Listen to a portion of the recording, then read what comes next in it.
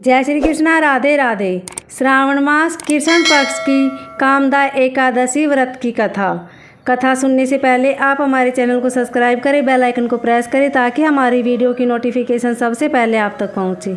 Video को like और share जरूर करें। कुंती पुत्र धर्मराज युधिष्ठिर बोले कि हे भगवान, अब आप मुझे श्रावण मास के कृष्ण पक्ष की एकादशी की सविस्तार कथा सुनाइए। उस एकादशी का नाम तथा उसकी विधि क्या है, उसमें कौन से देवता की पूजा होती है। श्री कृष्ण भगवान बोले, हे राजन, मैं एकादशी की कथा कहता हूँ, उसे ध्यानपूर्वक सुनो। एक समय इस एकादशी की पावन कथा को भीष्म पितामह ने लोकहित के लिए नारद जी से कहा था। एक समय नारद जी ने पूछा कि पितामह, आज मेरी श्रावण मास की एकादशी कृष्ण पक्ष की एकादशी की कथा सुनने की इच्छा है, अतः अब आप एकादशी की व्रत कथा विधि सहित सुनाइए। भीष्म पितामह नारद जी के वचनों को सुनकर बोले, हे नारद जी, आपने मुझसे यह अत्यंत सुंदर प्रश्न किया है, अब आप ध्यान लगाकर सुनिए। श्रावण माह के कृष्ण पक्ष की एकादशी का नाम कामदा एकादशी है। इस एकादशी की कथा के सुनने मात्र से ही वाजपेय यज्ञ का फल मिलता है। कामदा एकादशी के व्रत में शंख चक्र गदाधारी विष्णु भगवान की पूजा की जाती है। जो मनुष्य इस एकादशी को धूप दीप नैवेद्य आदि से भगवान विष्णु की पूजा करते हैं, उन्हें गंगा स्नान के फल से भी बड़ा फल मिलता है। यही फल सूर्य चंद्र ग्रहण केदार और कुरुक्षेत्र में स्नान करने से मिलता है। श्री विष्णु भगवान के पूजन का फल समुद्र और वन सहित पृथ्वी दान करने और सिंह राशि वालों को गोदावरी नदी में स्नान करने के फल से भी अधिक होता है।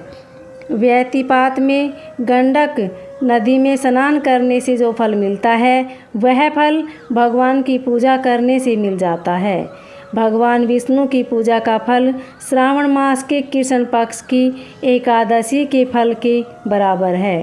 अतः भक्ति पूर्वक भगवान की पूजा न बन सके तो श्रावण माह के कृष्ण पक्ष की कामदा एकादशी का व्रत अवश्य करना चाहिए। आभूषण से युक्त बछड़ा सहित गोदान करने से जो फल मिलता है, वह फल कामदा एकादशी के व्रत से मिल जाता है।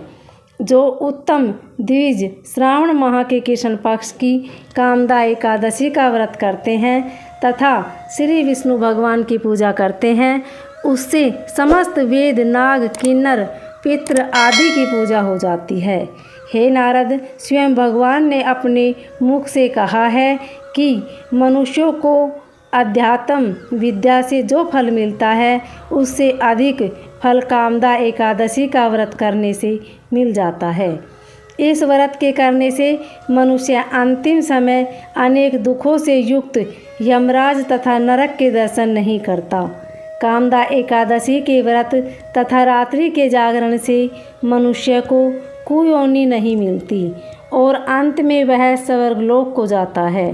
जो उत्तम मनुष्य श्रावण माह के कृष्ण पक्ष की कामदा एकादशी को तुलसी से भक्ति पूर्वक श्री विष्णु भगवान की पूजा करते हैं, वे इस संसार सागर में रहते हुए भी इससे इस प्रकार अलग रहते हैं, जिस प्रकार कमल जल में रहता हुआ भी जल से अलग रहता है।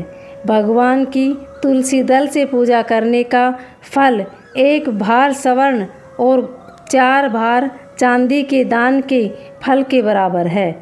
श्री विष्णु भगवान रतन मोती मणि आभूषण आदि की अपेक्षा तुलसी दल से अधिक प्रसन्न होते हैं।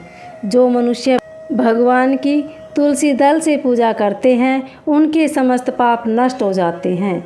हे नारद, मैं स्वयं भगवान की अत्यंत प्रिय श्री तुलसी जी को नमस्कार करता हूँ। तुलसी जी के दर्शन मात्र से मनुष्य के समस्त पाप नष्ट हो जाते हैं और शरीर के स्पर्श मात्र से मनुष्य पवित्र हो जाता है। तुलसी जी को जल से स्नान कराने से मनुष्य की समस्त यम यातनाएं नष्ट हो जाती हैं। जो मनुष्य तुलसी जी को भक्तिपूर्वक भगवान के चरण कमलों में अर्पित करता है उसे मुक्ति मिलती है। जो मनुष्य एकादशी के दिन भगवान के सामने दीप जलाते हैं उनके पितृ स्वर्गलोक में सुधा का पान करते हैं। जो मनुष्य भगवान के सामने घी या तिल के तेल का दीपक जलाते हैं उनको सूर्यलोक में भी सहस्त्रों दीपों का प्रकाश मिलता है। इस प्रकार के करने से ब्रह्म हत्या, ब्राह्मण हत्या आदि सभी के पाप नष्ट हो जाते हैं। और जो मनुष्य इस व्रत को करते हैं वे इस लोक में सुख भोग कर अंत में विष्णु लोक को जाते हैं। इस कामदा एकादशी के महात्म्य के श्रवण व पठन से मनुष्य स्वर्गलोक को जाते हैं। कथा का सार है, भगवान विष्णु सर्वोपरि हैं। वे अपने भक्तों की निश्चल भक्ति से सहज ही प्रसन्न हो जाते हैं। तुलसी जी भगवान विष्णु की प्रिया है। भगवान हीरे मोती सोना चांदी से इतने प्रसन्न नहीं होते जितनी प्रसन्नता उन्हें तुलसी अर्पण करने पर होती है। ओम नमो भगवते वासुदेवाय। उम्मीद है आपको हमारी यह कथा अच्छी लगी होगी। अगर अच्छी लगे तो वीडियो को लाइक शेयर सब्सक्राइब जरूर करें। कमेंट में ओम नमो भगवते वासुदेवाय अवश्य लिख के धन्यवाद।